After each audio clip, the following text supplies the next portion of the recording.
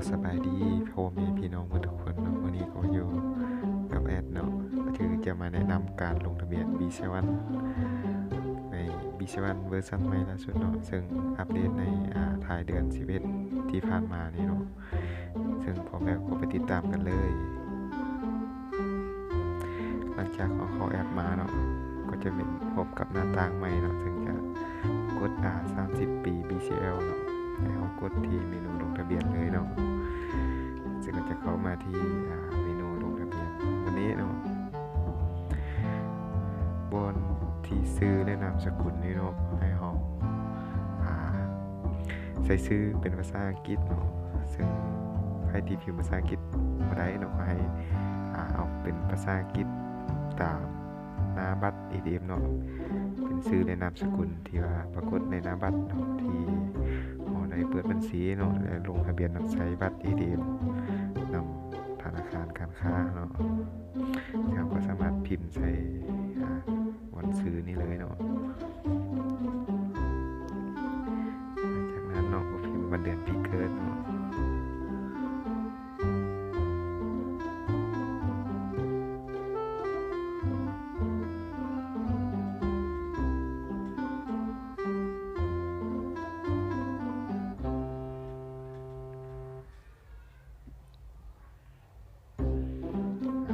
พิมพ์ให้มันขึ้นเป็นขอบสีเขียวเนาะ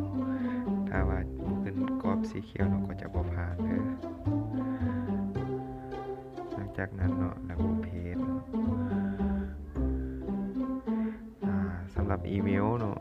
วันนี้เนาะถ้าใครยังงงอีเมลสมัครอะไรเฮ็ดแนวใดเนาะแม่นอาจจะลองเฮ็ดตามแอดก่อนก็ได้เนาะก็คือพิมพ์ชื่อเนาะและนามสกุลเนาะอาจจะเป็นขึ้นโดยชื่อเนาะเป็นภาษาอังกฤษเนาะแล้วตามโดยตัวย่อที่เป็นนามสกุลเฮาเนาะคือข้าพเจ้านี่เนาะอาจจะใส่ชื่อขึ้นก่อนเนาะแล้วก็ตามด้วยเป็นนามสกุลเนาะตัวย่อของเฮาเนาะพิมพ์ตามนี้เนาะหรือว่า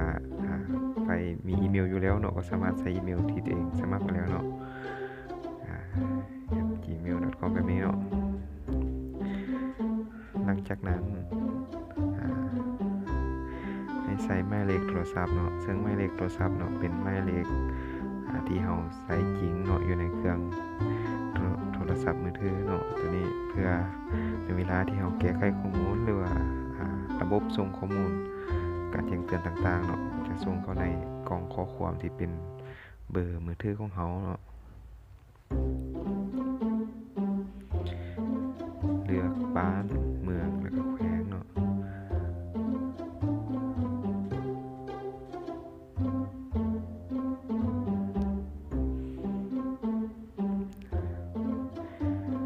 ส่วนบนหน้าเพิ่มบัตรนี่เนาะให้พิมพ์หมายเลขหน้าบัตรATM เนาะถ้าว่าท่านใดเนาะเรามีรายบัตรเนาะนอกจากที่ว่านำใช้UnionPay เนาะว่าจะเป็น Visa เนาะ Mastercard หรือ JCB เนาะก็สามารถเพิ่มใน2บอนตรงเพิ่มบัตรนี่เนาะแต่ว่านี่แอดมีแต่เพียงบัตร UnionPay เนาะก็จะพิมพ์ถึงเลขหน้าบัตร UnionPay นี่เนาะที่ใช้ปัจจุบันนี่เนาะเข้าไปในช่องเพิ่มบัตรนี่เนาะ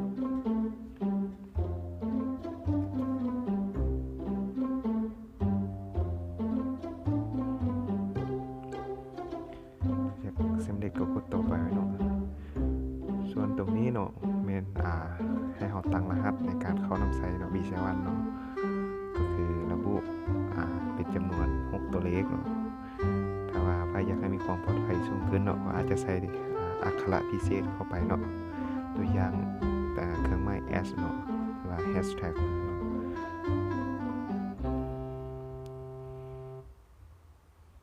พิมพ์รหัสเข้าไปเลยเนาะตั้งอันนี้ก็จะใส่6ตัวเลขหลังจากนั้นเนาะระบบก็จะให้ลงทะเบียนใบหน้าเนาะโดยผ่านแอป B7 ตัวนี้เนาะก็ให้ทุกท่านลองเฮ็ดตามระบบแนะนำ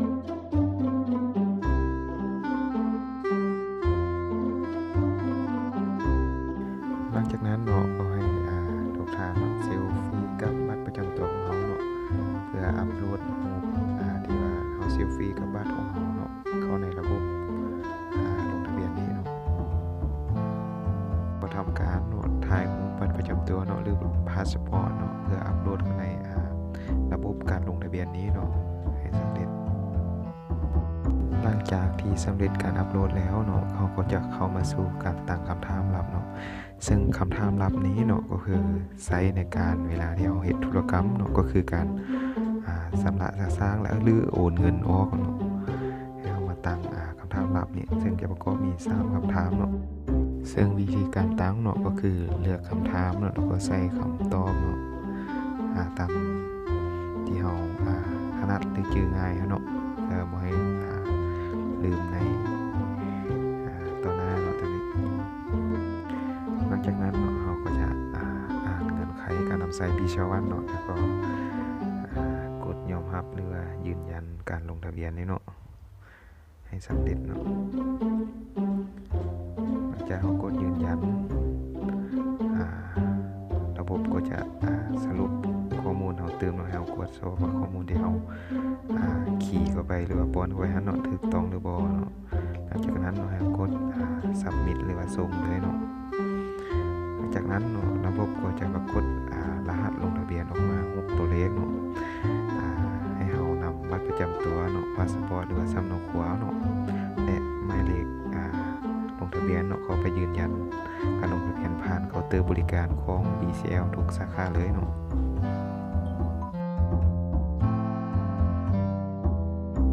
สำหรับท่านใดเนาะที่ภายหลังอัปเดตแอปเนาะแล้วบ่สามารถเข้าสู่ระบบได้เนาะเพราะว่าจะใส่อีเมลถึกแล้วเนาะใส่รหัสถึกแล้วแต่บ่สามารถเข้าได้เนาะก็ลองเฮ็ดตามวิธีของแอดนี้เบิ่งเด้อให้เข้าไปที่การตั้งค่าเนาะแล้วไปเข้าที่แอปหรือจัดการแอปทั้งหมด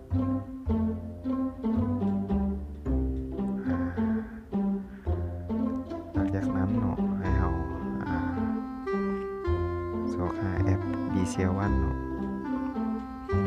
เดี๋ยวเราเลือกไปที่บอนเก็บข้อมูลเนาะในส่วนนี้เนาะให้เราทำการลึกข้อมูลเนาะกดลึกข้อมูลเลย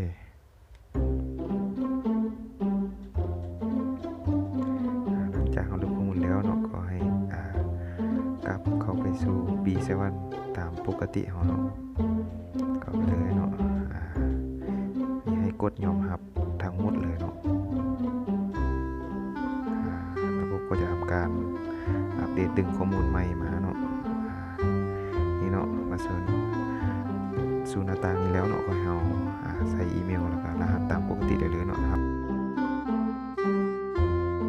มาฮอดนี้เนาะแอดก็ขอจบคลิปลงเพียงเท่านี้เนาะขอขอบใจทุกท่านที่